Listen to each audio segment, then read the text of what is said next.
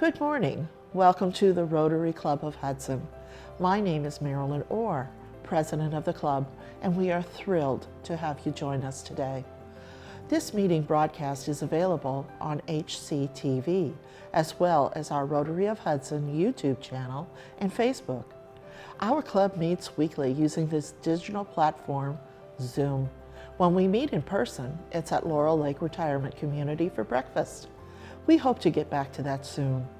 We meet most Wednesday mornings from 7:15 to 8:30 a.m. So come out to join us for a meeting. We would love to have you as a guest. To learn more about Rotary, our club, and the impact we are having on our local community and the world, please visit our website, rotaryhudson.org. So enjoy this meeting today and help us share the message that Rotary opens doors of opportunity.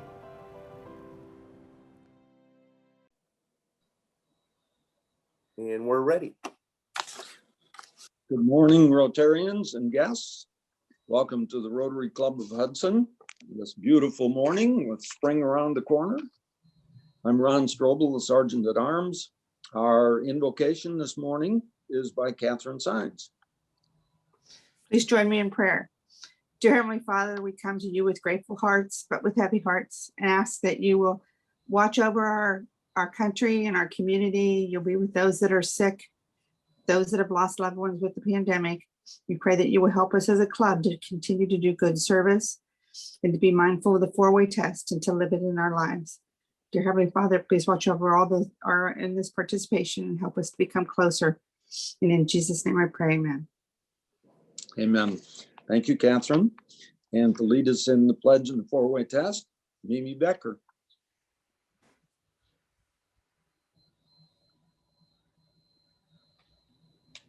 All right, please join me in the pledge. I pledge allegiance to the flag of the United States of America and to the republic for which it stands, one nation, under God, indivisible, with liberty and justice for all.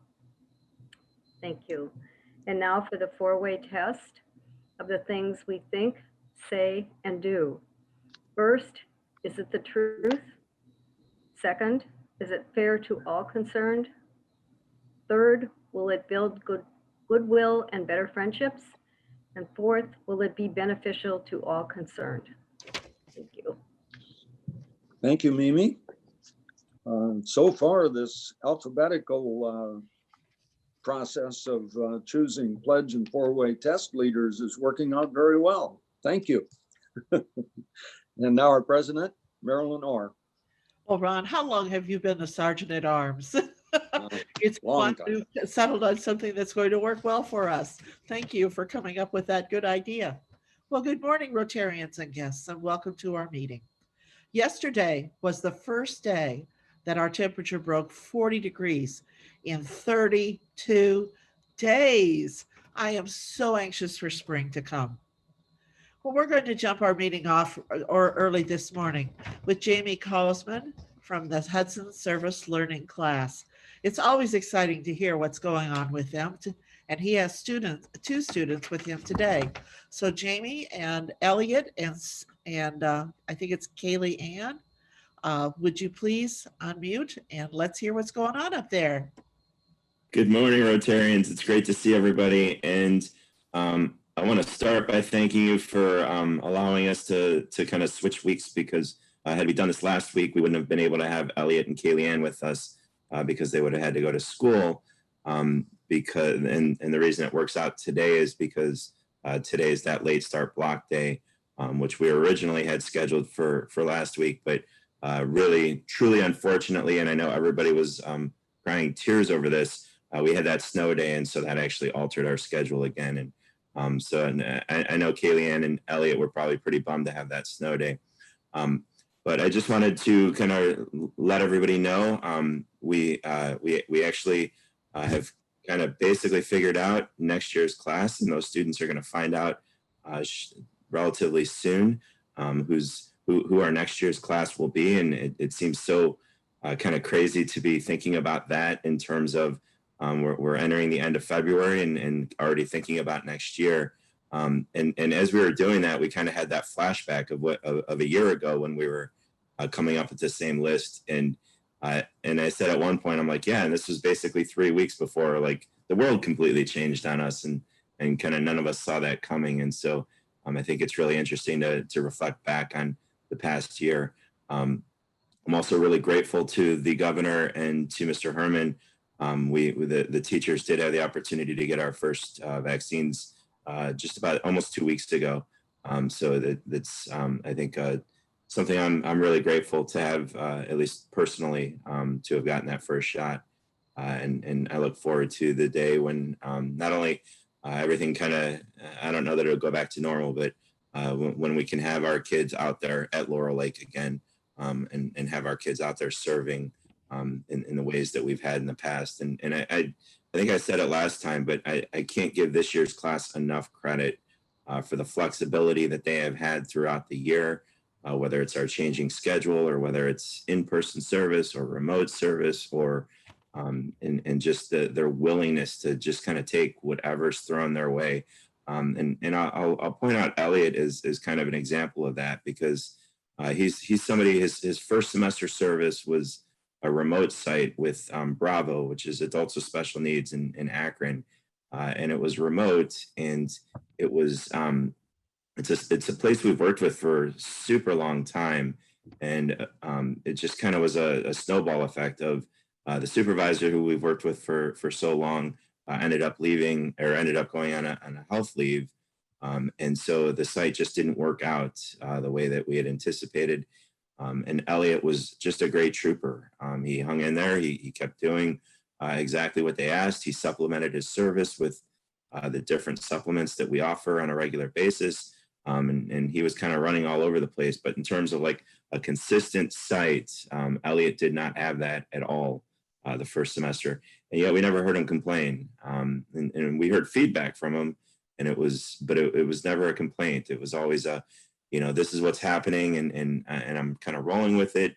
And next semester, can I pretty please have a consistent site? And so we kind of made sure that happened for him. And this semester, he's at Camp Manitowoc. And then Kaylee Ann is kind of the other end of that spectrum, where not only was her site so consistent, she's with Miss Fenimore.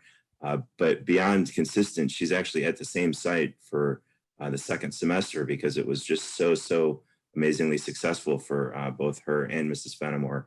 And so we did give those teachers that opportunity to try and help them and help our students, quite frankly, too. And so you're really going to hear from kind of the both ends of our spectrum in terms of this year.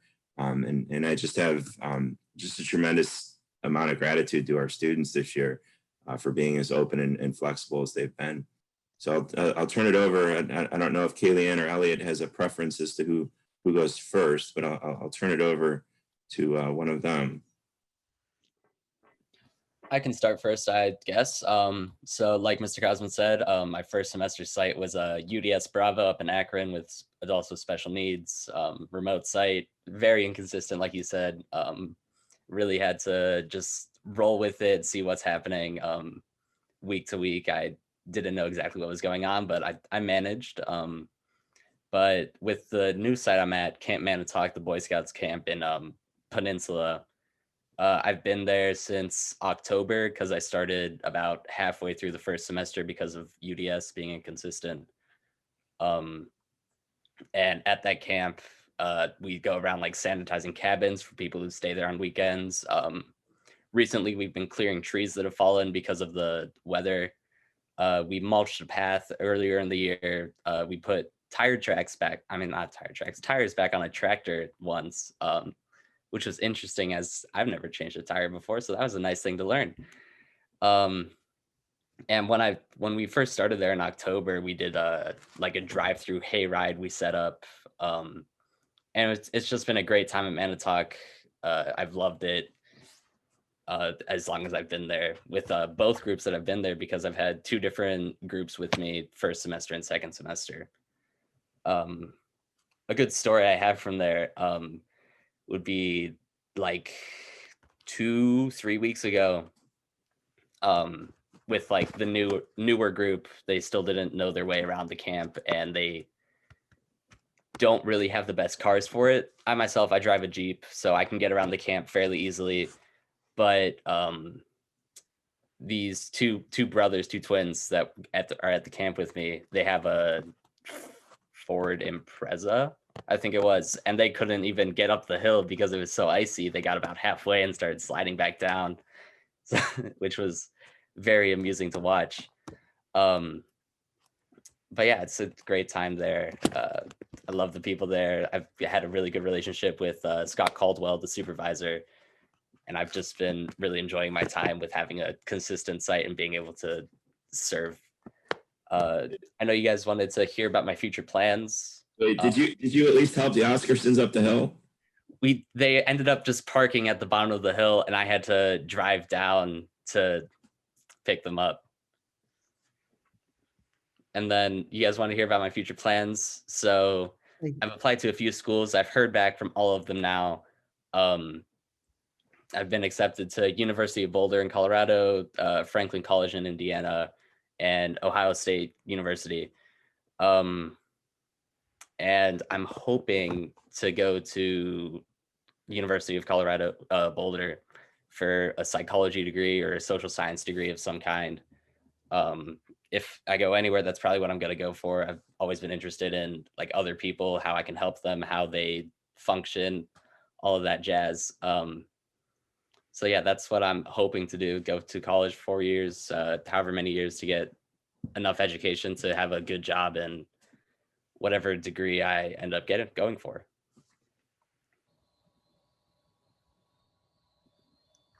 I'm at Evamere in Miss Fenimore's classroom, and I'm just so grateful to be there and for meaningful relationships with Miss Fenimore and the students. I just help out in the class, whether it's reading or playing games with the students. I go to lunch and recess with them, and then do anything Miss Fenimore needs with like preparation of schoolwork. And one funny story I have is they go on Forest Fridays. So they go down and kind of explore nature. And I had two twins each on one hand, and some parents come and volunteer. And one parent asked me, "Oh, are you the other mom of the two twins?" I was like, "No, I'm just a volunteer from the high school." So that was just kind of funny. But I think the students have taught me more than I could ever give them, and just I've experienced more love and kindness from them. It's incredible. Just their perspective and everything about them is amazing. The classroom's just such a positive and inspiring atmosphere all the time. And then next year, I'm attending Elon University in North Carolina. And I'm an elementary education major, which I would have never discovered that that's what I wanted to do without being placed in this classroom this year. And hopefully I'll take part in the Teaching Fellows program. Thank you very much. This is wonderful. We really appreciate hearing from you. And good luck with your future plans. Elliot, I'm assuming that you ski as well as scuba. Is that correct? I actually rock climb. I haven't skied in many years. There we go. That's the attraction for Boulder. Awesome. It's wonderful to hear that. Well, we're going to jump into our program right now, and I'm going to ask John Adams to unmute and to introduce his lovely wife. Thank you. We're really looking forward to this today. Thank you, Marilyn, and good morning, fellow Rotarians. It is my indeed pleasure to introduce somebody that I'm a huge fan of, my wife, Dr. Sarah Adams. And so a little bit about her bio. Of course, I could speak all morning of her accomplishments and laurels, but let me just give you this brief professional introduction. So Sarah is a pediatrician at Akron Children's Hospital, located in Hudson. Went to University of Cincinnati Medical School. She's been a pediatrician for almost 25 years, and she enjoys incorporating her real life experiences as a mother into her pediatric practice. In these last 25 years, many times I've heard her talk to moms or dads concerned about their kids, and she would answer their questions endlessly, first as a doctor, and then she would always insert, but as a mom, no, your kids should not sleep with you, but as a mom, our kids sleep with us, stuff like that. So let's see. In addition to her passion to care for children, she loves to teach medical residents and students, and is an associate professor at Neomed, as well as what's called a resident preceptor for Akron Children's, where they send people to follow her around. And her work has led her to speak for surrounding communities and for the Ohio AAP and the Ohio Department of Health. Sarah's served as a PTA president, director of Girls on the Run in Hudson. She brought that to town to help girls with all kinds of important issues. Hudson City Schools Wellness Committee. She's received awards for her service in Hudson, is currently a board member of the Hudson City Schools Foundation with some of you in this group. Sarah resides in Hudson with her husband, that'd be me, and two boys, Gabriel and Benjamin, as well as our two labs, Buck and Gus. Sarah will never admit this, but her deepest goal is kind of to be the next, Dr. Oz is on TV. She wants to be Dr. Sarah on TV for pediatrics. So anybody with those Hollywood connections, send them her way. So with that, I lovingly turn it over to my wife, Sarah. Take it away. Good morning. I'm going to thank you for having me this morning. I'm really excited to be here and to see all your faces this morning. And thank you, John, for that lovely welcome. And I'm going to share my screen and get started. This is the first time I've ever done anything like this, so it's going to be interesting.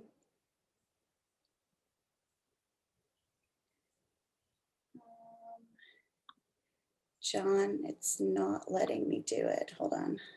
So you should be able to click on share and it should show you different screens and you would select the one that you want to show. So when it shows desktop, it's giving me like one of those triangles with the. So do you have your presentation open? I do. Okay. And when you click share screen, on the little, I have like a green arrow. You should see a bunch of different sort of screens showing up. Yes. And then you would click on the one that you want to show.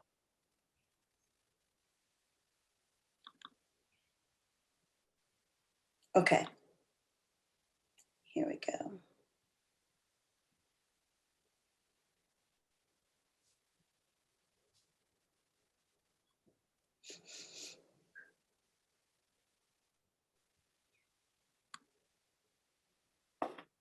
What's happening, Sarah?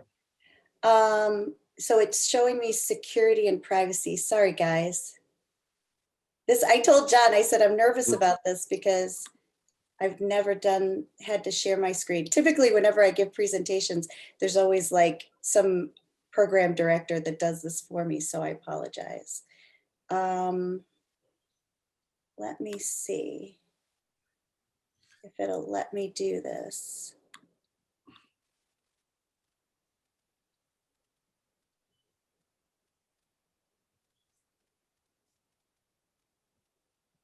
Sarah, do you want to forward your presentation to me and I'll try and figure it out, or what? Yeah, let me do that real quick. Okay, let's And go. Or you could send it to me and I can put it Yeah, up. send it to James. I apologize, guys, but I Oh, have it no right problem. here. Right. Okay, James, let me have your email quickly. So it's jdfield23@aol.com. JD FIELD FIELD. Yep. 23@aol.com. Is that still a dial-up service? Yeah. So I was going to say, now the entire world knows I'm still on AOL.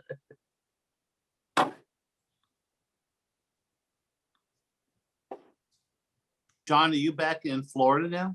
Yeah, I came Sunday night. I was up there for about 10 days and it was a snow globe for the 10 days. It was single digits and just gorgeous big flakes of snow. And it was really a lot of fun. Maybe it was just fun because I knew I was there for a finite period of time and was going to be leaving it back here for the South. But John, we were It's all not here. Cancun, okay? At least it's not Cancun. yeah. Did you get it? Okay, You I have it? did. I Okay. did. Yay, here we go. Okay, hang on one second. Let Sorry me, about that. Nope, nope. Now, Sarah, are you in Florida as well? No, I'm in Hudson. Oh, okay. So John is in, let's get this straight. John is in Florida. I'm working in Hudson. And I'm It's good working. someone's supporting the family. Yeah. Okay. So Sarah, I my meetings are all Zoom all day. And so I'm down here, but Sarah flies down Thursday afternoons on Allegiant and then flies back Sunday afternoons. And I will share with you all, she calls me names during the week while she's No, up I there don't. and I'm down here. That's not But- true. so, okay. That's Okay, not true. Okay, so Sarah, everybody. you're all queued up. Just let me know when you want me to advance the presentation. You got it. You got it. All right. So I'm very passionate about talking about children, and you know, unfortunately or fortunately, you know, we're going to talk about COVID and its effect on your kids and grandkids. What I'm really happy about is overall, it has not affected children as much as it has adults. And I'll mention that again later in the presentation. But we have seen over 3 million cases so far. As of February 18th, the data that came out with the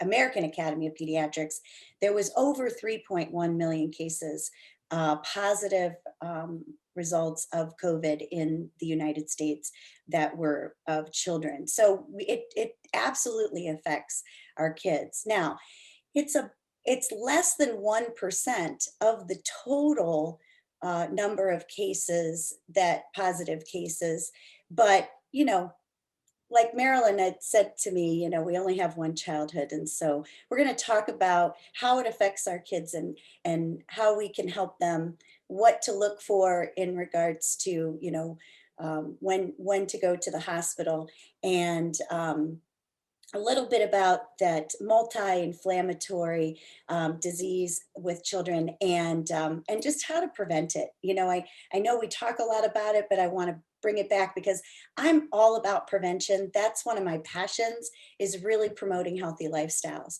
So just as a reminder, you know, at the end of 2019 is when we first heard about this novel coronavirus. Coronavirus has been around for a long time, but this novel coronavirus that the WHO finally designated as the disease COVID-19, which the virus itself is called SARS-CoV-2, or severe acute respiratory syndrome coronavirus 2, and that we commonly know as the disease is COVID-19. And then in March 11th of 2020 is when the WHO finally said this is a pandemic. And as I mentioned before, as of, you know, the middle of February, just this past week, over 3 million kids have been infected, and just in the last week they've had 71,000 cases alone have been reported. And that multisystem inflammatory syndrome in children is a very serious complication. Next slide. So children of all ages can get COVID-19, and the incidence increases with age. And the most most kids get it from household exposure. But I want you to interpret that with caution, because guess what? Where do they spend most of their time? And that is at home. Now, I'm very happy to say that kids are getting back into school, which is good. And the studies have shown that they're really not getting it from school, and they're not getting it from daycares, and preschools, which is a wonderful thing. But you know, when we interpret the results that they're getting it from household context, basically that's where they're spending that's where all of us are spending most of our time. So it sort of makes sense, right? The most common symptoms that we see are fever, cough, and shortness of breath. And but you can also see the other common side effects like muscle aches, runny nose, sore throat, headache. A lot of times I'll just see kids come in with a headache and that's it. They might only have a very simple symptom or just a sore throat. Nausea, vomiting, diarrhea, so GI symptoms, gastrointestinal symptoms.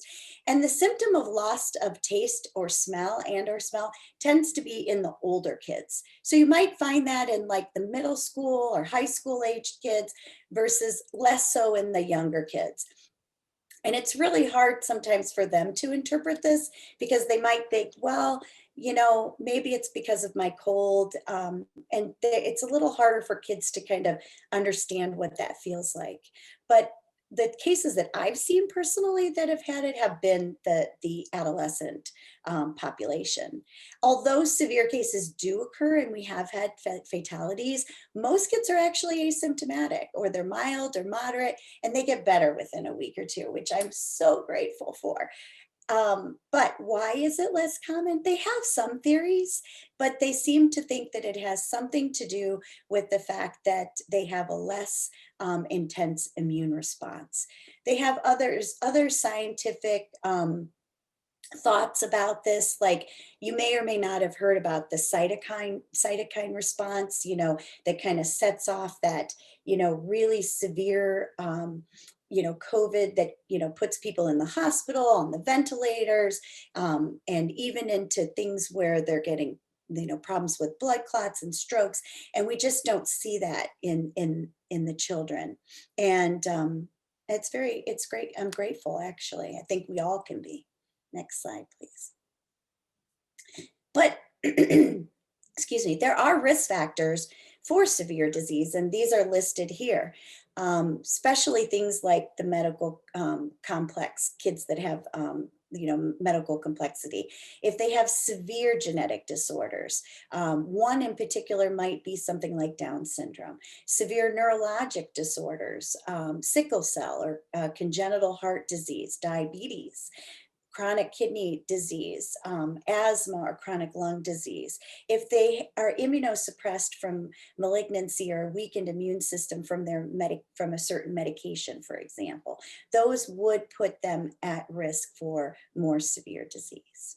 Next slide. So how should children be managed at home?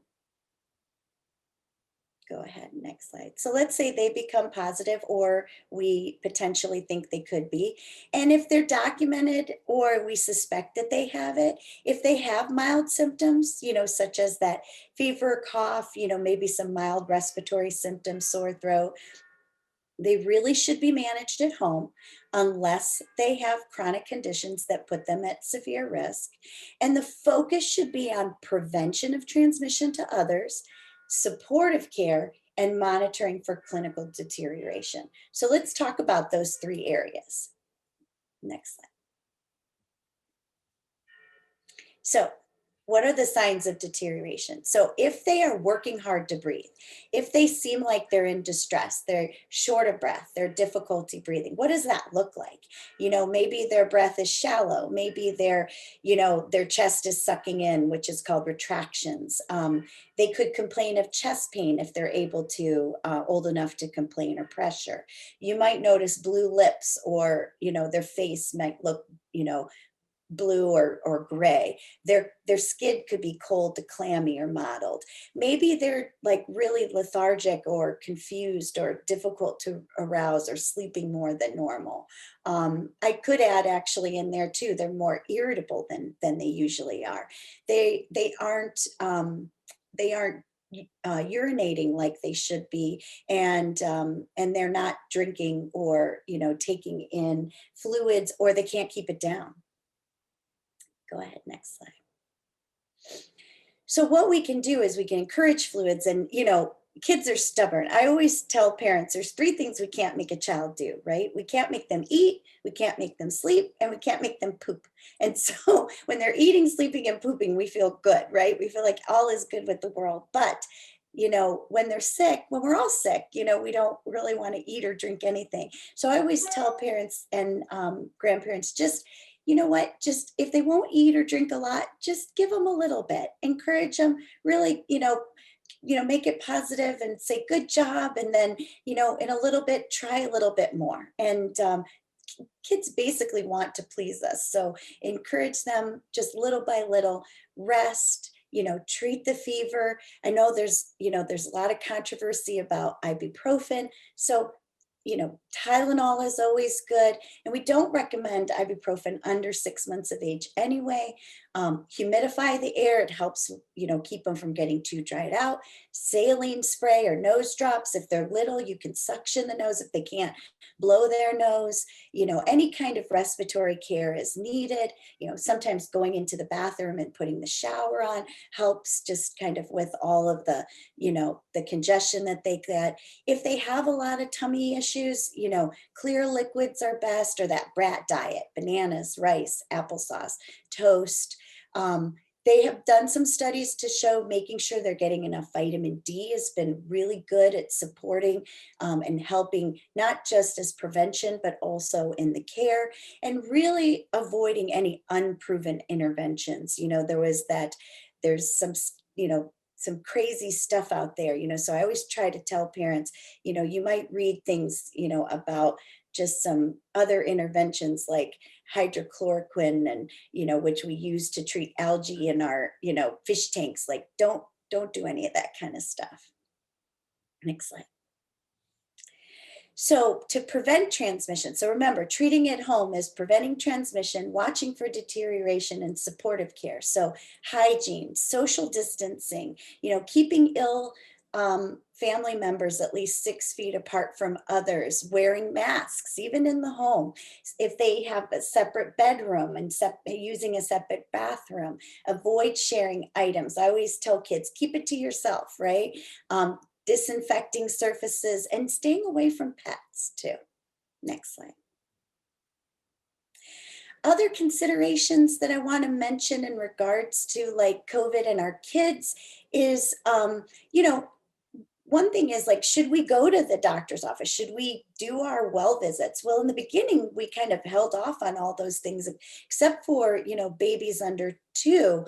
But now we're really encouraging, it's okay to come to the doctor's office. We're doing everything we can to make sure that, you feel safe in the offices. So tell your kids and your grandkids, to talk to the office and find out what measures are they doing to make sure that we're stopping any kind of spread.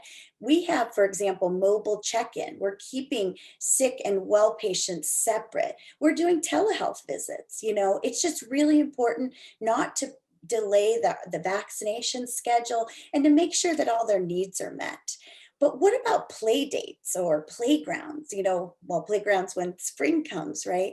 And, we definitely want to make sure the kids are still maintaining that 6 feet or more. We want to, virtual if we can at best. And if you are going to play with other kids, try to play outside, wear face coverings. Next slide. My biggest concern with the pandemic right now has been a lot of the indirect effects, of social and physical distancing. I have personally seen a lot of physical and mental health concerns. The kids are less physically active. There's more electronics, right? Their eating their diet has really become poor. And, childhood obesity is on the rise. It was even before this. There are increased risks of injury. We've even seen increased risk of child abuse, the mental health stressors. Oh my goodness, fear of getting infection. I saw a child come in, bless his heart. He was diagnosed with mono. He was so thrilled he had mono and not COVID. And I thought, oh my gosh, what have we become, boredom, social isolation, depression, anxiety, not just in the kids, but in the parents. They've now have to become, the teacher, the guidance counselor, the cook, the everything, and many of them still have to maintain their jobs. And then what do we do about our kids with learning difficulties? And they're having to do remote learning and access to resources. Next slide, please. I do want to mention a little bit about COVID-19 versus influenza. So I mention this because, well, good news is we're not seeing a lot of influenza, and I don't know if it's coming or if because we're wearing masks and we're washing our hands and social distancing, if maybe we won't, which would be a wonderful thing. But the biggest differences are these that I've listed. One is that with influenza, you don't see a change in loss of taste or smell. Really, COVID most likely has those gastrointestinal symptoms. A lot of times we say, oh, I have the flu, and we think flu with tummy issues, but actually influenza is more respiratory. We know that it's a super spreader, COVID is, and we know COVID lasts a little longer than the flu. Flu kind of hits us and then it's gone. We have more complications with COVID. The incubation is 2 to 14 days, which is influenza is not as long as that. But typically COVID develops within 5 days, but it can take up to 14. You can have mild disease, but you can be infectious for 10 days, but serious illness can last up to 20. You can have long-term symptoms. There's a higher case fatality, and there's high risk and low risk symptoms. Next slide, please. So let's talk a little bit about this MISC, this multi-inflammatory syndrome in children. So it represents a post-infection complication, and we typically see it about 4 weeks after kids have been diagnosed with or potentially diagnosed with COVID. And they have 3 to 5 days of fever. They could have gastrointestinal symptoms, rash, pink eye. They could have when mucous membrane involvement, meaning like in the mouth, headache. They could be lethargic or confused, respiratory symptoms, sore throat, muscle aches, lots of muscle aches, swollen hands, feet, and lots of lymph nodes. Now, I have also seen kids that have just had fever and maybe diarrhea, no other symptoms. Kid in my office one time just was sitting there eating Doritos, and I'm like, he doesn't look sick at all. The problem, though, is that these kids can go from 0 to 60 like that. And so if there's any question about a fever, especially lasting like this, it is really important that they talk to their doctor and they seek care, because there are ways to find out if there are laboratory tests that the hospital can do to look for signs of this, because the complications are shock, problems with their heart, respiratory failure, kidney injury, hepatitis, encephalitis, seizures. We don't want it to get to that point. And so it is very, very important. One of the biggest concerns with MISC is sometimes, yes, we mentioned many kids are asymptomatic. And because of that, this might be the very first presentation of any illness. So let me say that again.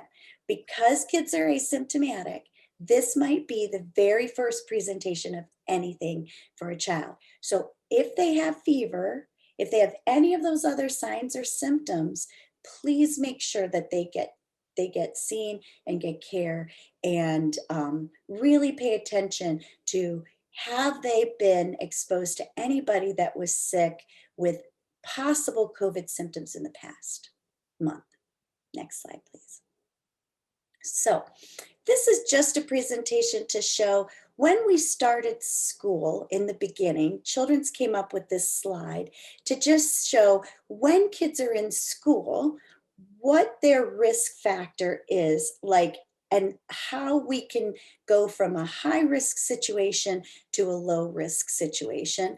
And we've done a really good job, I think, over the last, since September, August, in making sure that we are creating a low risk in-person situation so kids can attend school. Next slide, please. So this slide just talks about what is an exposure? What is quarantine? What is isolation? I get that question a lot. So exposure is basically you've been close contact for more than 15 minutes within 6 feet. close physical contact with somebody who has COVID or presumed. And a quarantine is basically if you've been exposed, okay, with somebody, and that's that 14-day period, and that corresponds with the incubation period. And isolation is someone who has to take that time needed for somebody who's sick or presumed sick. And so you need to isolate for 10 days from the onset of symptoms. And in this time period, there needs to be at least 1 day resolution of fever. So they should remain in their own room, if possible, isolate from, and their caretakers should be masked, and good hand washing is important, as mentioned. Next slide, please. So when should you get tested? Well, anybody with high-risk symptoms, anyone with symptoms who's been exposed, increasing number of symptoms or symptoms that overlap. And in general, asymptomatic children and staff, they don't necessarily need to be tested if they're asymptomatic. Next slide, please. This is a very busy slide, but I present it mostly so that you can see, do they have COVID symptoms? Yes, no. No, known exposure, yes, then they should be quarantined. Known exposure, yes, household member, 14 days. Yes, at school, it depends on the level of contact. Okay, COVID symptoms, yes. Known exposure, presumptive diagnosis or test, and then you can kind of go from there. And so I love this slide because it's always so confusing. My child's has symptoms or they've been exposed. What do I do? And so this is a great slide to take a picture of or a snapshot, because it's always confusing. It's all about, like, do I have symptoms or not? Have I been exposed or not? And how close was that exposure? And that's really what it comes down to. Next slide, please. So let's just kind of go through a scenario. So what happens when a student, a staff, or family member experiences symptoms? Stay at home, consult the physician, get a test, isolate. If they're at school, arrange for virtual learning and plan for a safe return to school. And if they are an athlete, they need to see the physician before they return to sports. That's very important. What happens when somebody doesn't experience symptoms until they're at school? So if the child is at school, they need to create a process to address the symptoms, isolate the child immediately, and then, provide isolation instructions and send them home. Next slide. So prevention, quickly. Wearing masks, physical distancing, stay home when sick, limit contacts, thoroughly wash your hands, don't touch your eyes, your nose, your mouth, clean surfaces, cough and sneeze in the crook of your arm or a tissue, get your flu vaccine. And now I can actually add to that slide, get your COVID vaccine if you are eligible. I'm very excited about the vaccine. So we know that cloth coverings help prevent. We know that.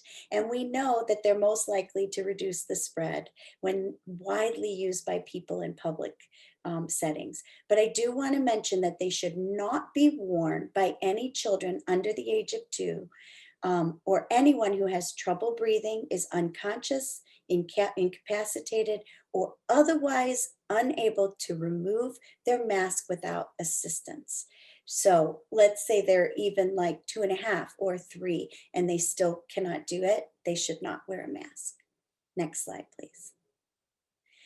So get plenty of sleep, be physically active, manage stress. This is even in kids. Drink plenty of fluids, eat nutritious foods, good hygiene, and then, the alternatives like the vitamin D, zinc.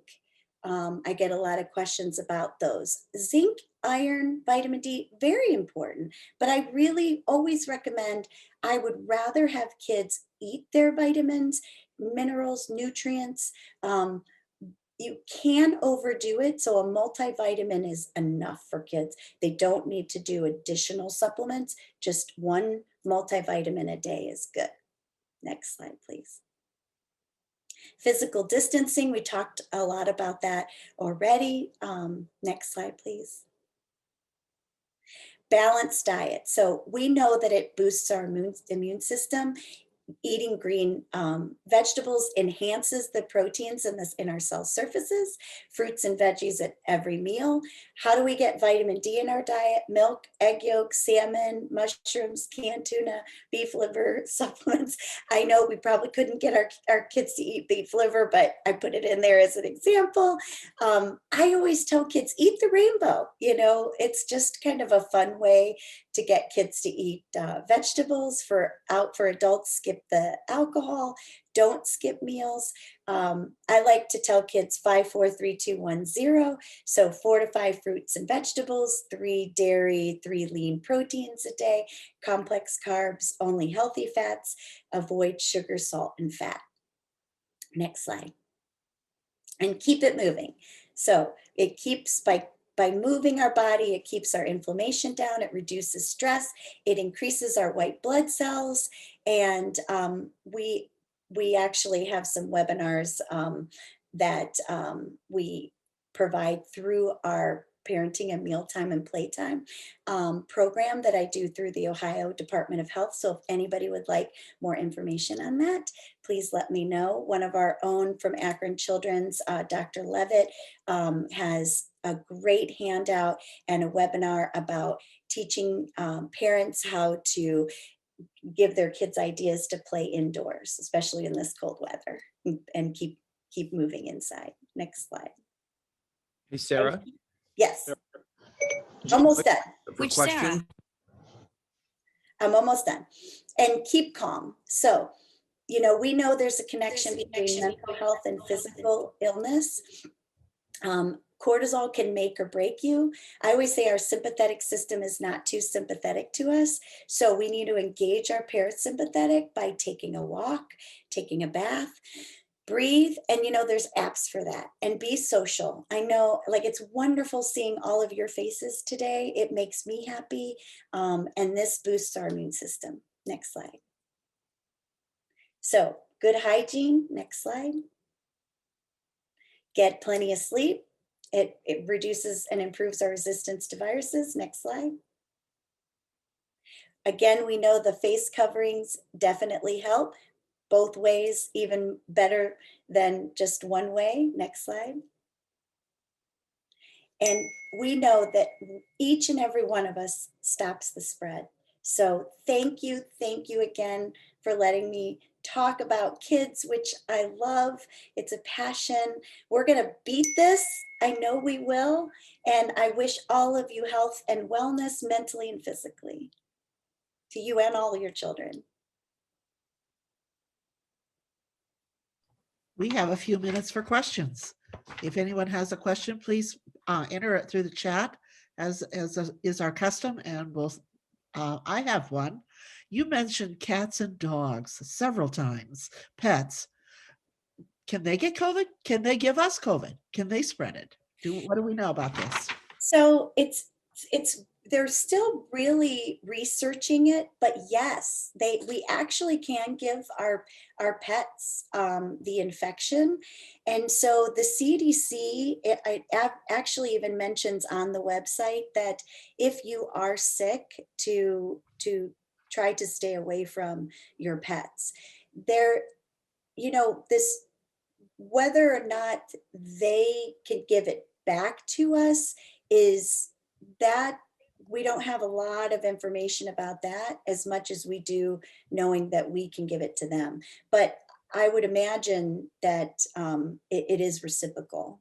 I mean, they do, theoretically, they believe that it is, which is tough because we all know that pets kind of help us feel better too. So that makes it hard, especially for children, you know, to keep them away from the pets.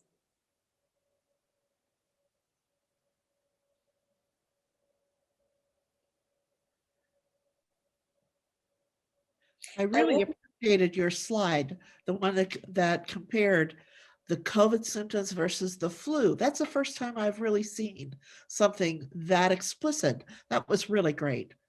That was I very, I very felt good. bad I rushed through it, but there's so much we could talk about when it comes to COVID. But I think it's really important to understand the differences because if we do start to see more influenza, that could be a concern. What would you say to parents who want their children to celebrate events like birthdays? My Maria has a birthday on March 5th. She's going to be 6 years old. She is so Yay! excited. Now, in normal situations, we would have a huge family pierogi party where we would be making pierogies all day long and celebrate with a family meal in the evening for about 45 people. I don't think that's going to happen this year. What is your suggestion? So, and especially because she's 6, she probably would remember at that age, so part of it is the disappointment. And so I would try to, create a new tradition. And I think that by doing that, it helps kind of, and instead of focusing on what we can't do, try to have her focus on what we can do. One suggestion might be if it would be 45 people, what we did for my son when he had his birthday is I had everyone create a little birthday video and then we put it together and I surprised him and we did and we showed it to him, at dinner time. And it was everybody that would have been there with him to celebrate in the family. And he loved it,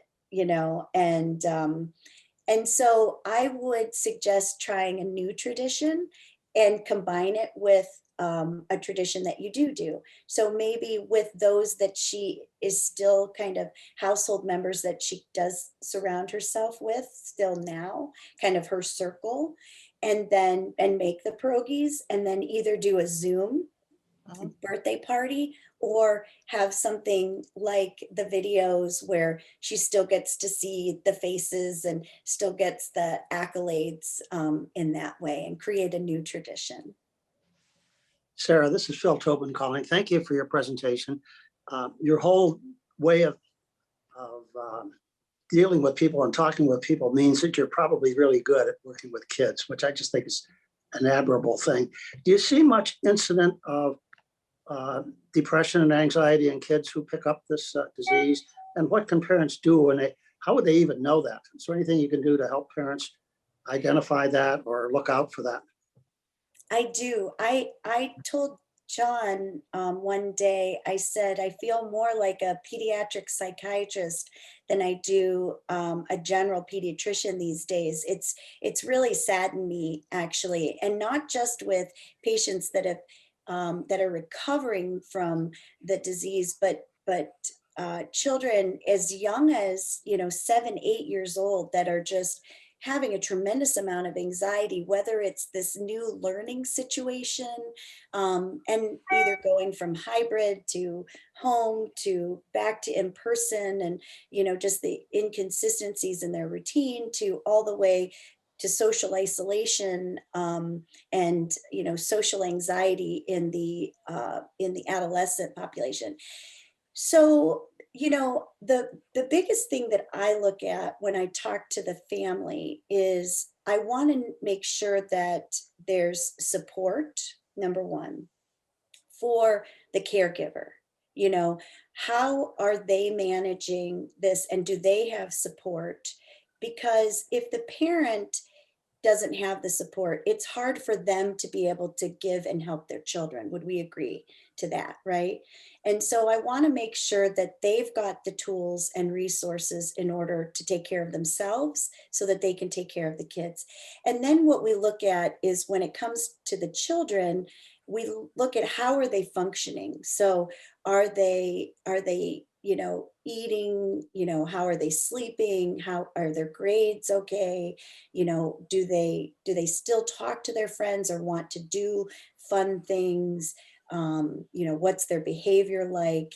And when I start to see big changes in function, then I know we've got to intervene. And so it comes down to support and resources. And then we look at, okay, how much is this affecting the child in regards to their function? And then we know, okay, we need to intervene, whether it's, to get them in some sort of supportive therapy, medication in some cases, or even like a psychological evaluation. Sir, we're in a technology period. Tell us something about healthcare over the telehealth system. Yes, it's actually going really well. I mean, there were a few bumps in the beginning, but I think that I think it's very well received in a lot of cases, because especially when it comes to things like the mental health and psychological aspect, because then we can do more follow-up, if that makes sense, a little bit easier. They don't have to leave, especially if they're in school or they're doing virtual learning. It's much easier for parents to manage the time. So, versus loading up the kids and getting them to the hospital, to the office. But it's going really well. And the Akron Children's has been very supportive of it. And the parents seem to really like it. The kids seem to like it. I think they have a lot of fun, when they see me on a video, they kind of chuckle at first, but there's still some people that just prefer the in-person care. They, would just prefer to still have that one-on-one in person. So I would say 90% of my practice is still in person, and maybe about 10% is telehealth. But there's still here and there, I still have some patients that are very reluctant to come into the office. And so they prefer to do the telehealth. Now, thankfully I don't have to worry about, because I work for Akron Children's and they handle all the billing, but there is, there's only certain things that we can bill for. So like well visits, for example, we cannot do telehealth for well visits. So telehealth can be done for anything other than a well child or a health maintenance visit. Speaking of well child, early childhood is when an awful lot of vaccinations for preventable diseases happen. Are you seeing a drop off in the number of kids who are actually receiving those? Absolutely. Yes, unfortunately. Thankfully, we are starting to see them come back into the office now, and we're able to catch them up. Like yesterday, I saw a 15-month-old who's way behind, but we're catching them up, and that's good. But definitely, we are seeing a decrease. It's many of them are about a year, a year behind, unfortunately. Wow. A whole year behind. Mm-hmm. And it's interesting, because I can't say that we're seeing now a rise in any of the diseases that we prevent, which is a good thing, right? But who knows what what'll happen next year. We'll have to kind of see epidemiologically what's going to happen in a year or two. Hopefully we won't, but because kids also haven't been in school. So it's kind of it's a catch-22, isn't it? Yes. It's catch-22. But when they have to go to school, they won't be able to go to school if they aren't current on their vaccines. Correct. And I am amazed at the number of people that I've talked to recently in having discussions about whether the COVID should be a required vaccine. And increasingly, it becomes apparent that it ought to be, if we're going to be able to control it, like all of these other things that we now do by law. And sorry, Mimi, this is a great discussion, but we're going to have to cut it short here because we've reached our time. Oh, we're at 8:31. We are at 8:31. And this has been a fantastic opportunity to speak to someone who's working on the front lines with all of this. Thank you. Well, we'll soon be bidding February adieu and welcoming March. And in March, we will be featuring speakers from the arts and the culture scene. So prepare for a terrific month. We start with Howard Bender, the new executive director of Apollo's Fire. Apollo's Fire is the Grammy Award-winning Baroque orchestra founded by Jeanette Sorrell and based in Cleveland. And they have successfully transitioned their current concerts schedule to a virtual event this spring. But we're anxious to hear about their plans for the fall and the winter. So hopefully we can get back to enjoying this music in person yet again. So that's going to be our meeting today. And thank you for your attendance. We're just doing so well. I'm very, very appreciative for everyone taking the time to continue to join us. This is an important part of our mental health as well. So thank you all for coming in. Bye-bye.